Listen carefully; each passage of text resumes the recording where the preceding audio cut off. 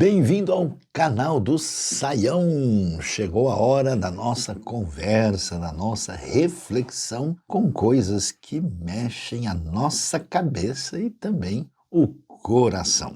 Pois é, pessoal, eu estava pensando aqui hoje, depois de tantas jornadas na minha vida, eu já andei por mais de 60 países do mundo. Até olhando aqui para o globo terrestre, né, vendo todos os continentes, eu posso ver aqui lugares da África, da Ásia, do Oriente, junto à Oceania, América do Norte, Central, do Sul, Europa, tantos lugares que eu tive oportunidade de ver e de conhecer.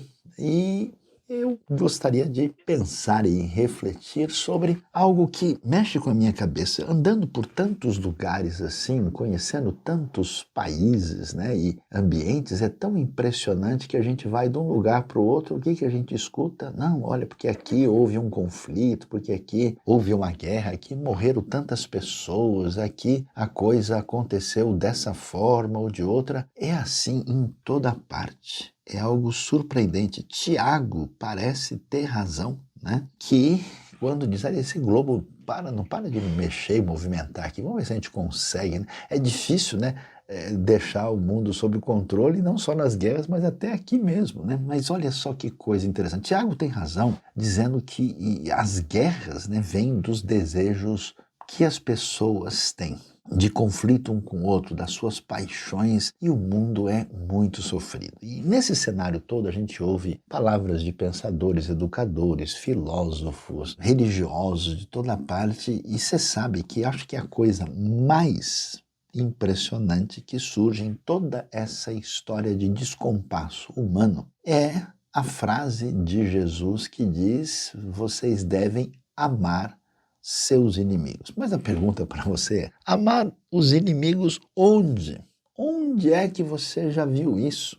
Nesse vasto mundão de meu Deus, de fato você já viu gente que ama o inimigo? Eu já vi gente que diz, olha, eu não vou me vingar porque senão vai dar ruim. Eu já vi gente dizendo coisa do tipo assim, olha, se for mexer vai ser pior. Outras pessoas dizendo, olha, até posso tentar perdoar, mas eu não esqueço. Ou coisa do tipo, olha, eu até, vamos dizer, não desejo mal para a pessoa, mas dizer que eu amo, aí já é demais. É melhor ele ir lá e eu cá. Pois é, meus queridos, vamos ver. Eu tenho aqui no nosso Torrente do Deserto uma reflexão que me chamou muito a atenção e mexeu comigo profundamente quando se fala desse desafio. Olha só, primeiro o texto lembra para a gente aquilo que está em Mateus 5, 44, 45. Diz o seguinte: mas eu lhes digo, amem os seus inimigos e orem por aqueles que os perseguem, para que vocês venham a ser filhos de seu Pai que está nos céus. Porque ele faz raiar o seu sol sobre maus e bons e derrama chuva sobre justos e injustos. Pessoal, é para parar e refletir, né? Porque é muito forte, muito desafiante e cá entre nós é impossível pelo esforço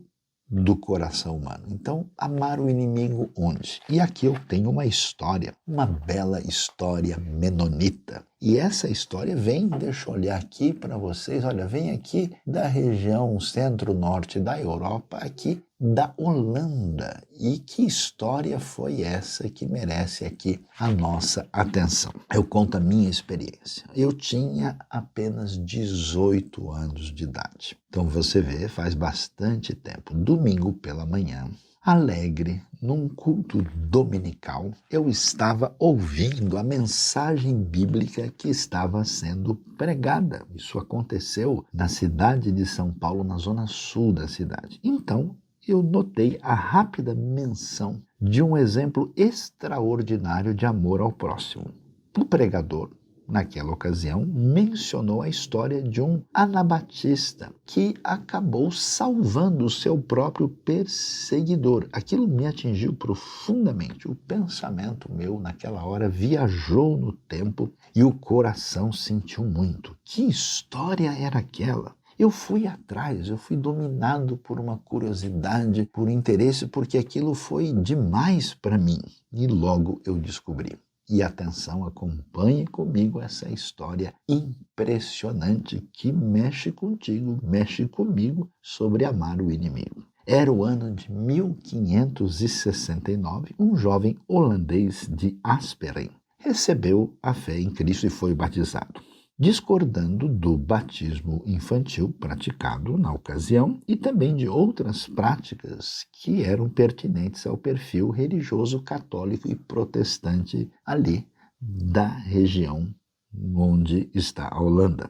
Por esse motivo, por suas convicções anabatistas, na verdade de perfil menonita, Dirk Willems foi encarcerado sob a perseguição religiosa espanhola. No entanto, naquele inverno terrível, com certo esforço, ele conseguiu escapar da prisão e fugiu e saiu ali correndo sobre o lago congelado, já que era um inverno desafiante. O lago era o Rondegat. Mas Willems foi notado por um dos guardas, que então passou a persegui-lo. E durante a terrível perseguição, aquele cruel perseguidor rompeu o gelo fino e logo começou a gritar pedindo socorro. Você já imaginou você correndo ali no gelo e de repente o perseguidor vem atrás, está quase alcançando você, aí o gelo quebra e ele cai? Ufa, que alívio, finalmente agora eu posso ficar tranquilo. Mas olha só, Willems estava livre e podia até ver um certo juízo divino caindo sobre seu inimigo. Mas não. Ele voltou para salvá-lo e tirou o homem que o perseguia daquelas águas congelantes. Assim, por causa disso, ele logo foi novamente preso e depois acabou julgado e condenado à morte. Com seus bens confiscados, Willems foi queimado na fogueira no dia 16 de maio de 1569. Que loucura! Tudo isso foi feito, atenção pessoal, em nome de Jesus. Por isso é tão preocupante quando gente de determinado contexto religioso, seja qualquer, em nome de Deus, passe a desrespeitar o próximo, a entrar numa relação de ruptura ofensiva, porque esse caminho que é a base daquilo que se transforma em guerra é imprevisível. Pois é, o cristão pacifista Willems entendeu de fato o Sermão do Monte. Ele sim poderia se levantar e dizer para todos nós aqui de cabeça baixa o texto, poderia recitar com os olhos muito firmes e tranquilos: eu lhes digo, amem os seus inimigos e orem por aqueles que os perseguem, para que vocês venham a ser filhos de seu Pai que está nos céus, porque ele faz raiar o seu sol sobre maus e bons e derrama chuva sobre justos e injustos. A verdade é que eu jamais pude esquecer essa história que me foi tão preciosa e inspiradora. Como aquela história me ajudou a não afundar no gelo, no meu gelo, gelo da amargura e do ressentimento que tantas vezes se aproximaram assombrosamente da minha própria vida. Mas tudo isso me faz lembrar de uma pergunta que fizeram para mim uma vez em Israel. Algumas pessoas viraram para mim no momento e disseram: mas Israel, me diga uma coisa, por que é que os judeus não aceitam Jesus? E a gente sabe, a maioria dos judeus entendem Jesus de maneira diferente da cristandade. Mas, naquele momento, eu respondi na hora, respondi até com muita dor no coração. Eu acho que eles estão esperando os cristãos aceitarem Jesus primeiro. Sim, esse Jesus das Escrituras, esse Jesus que nos mostra como é que a gente deve lidar com os inimigos.